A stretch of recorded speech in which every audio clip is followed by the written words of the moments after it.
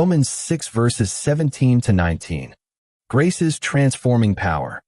But thanks be to God that you, having once been slaves of sin, have become obedient from the heart to the form of teaching to which you were entrusted, and that you, having been set free from sin, have become slaves of righteousness.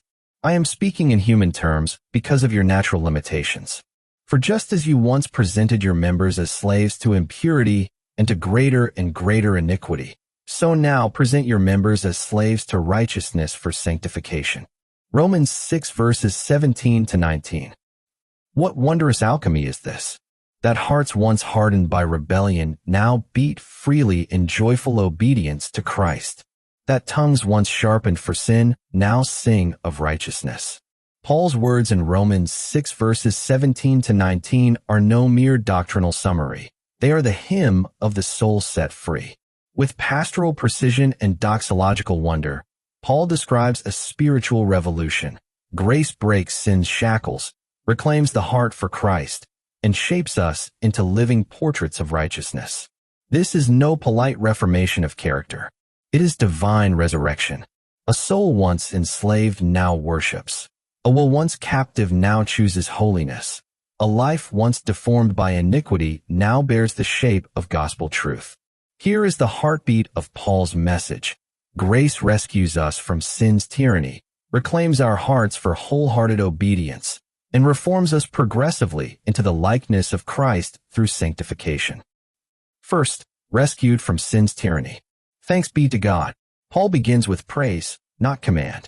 Why? Because what has happened in the believer cannot be attributed to effort or discipline. It is the intervention of divine mercy. As Calvin writes, grace doesn't plead with sin to loosen its grip. It storms the dungeon and shatters the chains.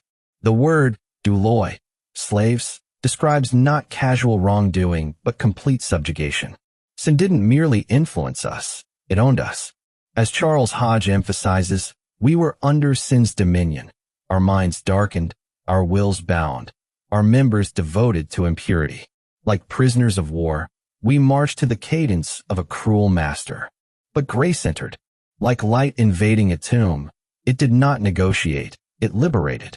Paul's imagery evokes not just freedom, but exodus. As Richard Longenecker notes, this is not the story of forgiven rebels. It is the story of delivered captives. Christ didn't just cancel our record. He crushed our oppressor. So why, beloved, would we crawl back to the cell? That lingering bitterness, that persistent lust, that quiet pride, they are not your masters. They are defeated enemies whispering through broken chains. Let Paul's gratitude awaken your memory. You have been set free. Second, reclaimed for heartfelt obedience. And what a freedom it is. Not into moral neutrality, but into joyful allegiance. You have become obedient from the heart, Paul writes. Not coerced compliance, but sincere devotion. The Greek, cardia, as Kittel and Thayer remind us, refers to the core of our person, the seat of desire, will, and emotion. Grace does not demand performance. It rewires the soul. This obedience flows into the form of teaching to which you were entrusted. Calvin's insight is luminous here.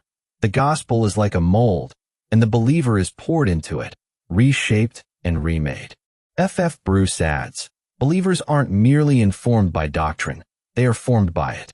Like hot wax pressed with a royal seal, their new life bears the impression of Christ himself. William Hendrickson captures it tenderly. We do not obey to be loved. We obey because we are loved. This is not cold conformity to an abstract rulebook. It is the soul's echo of Christ's love. Let us ask then, is your obedience heart deep or skin deep? Are you molded by the word or merely informed by it? Grace invites not reluctant rule following, but delighted responsiveness. Third, reformed in the path of righteousness.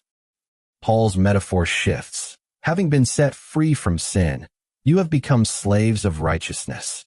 The paradox is holy. Freedom finds its truest form in surrender to righteousness.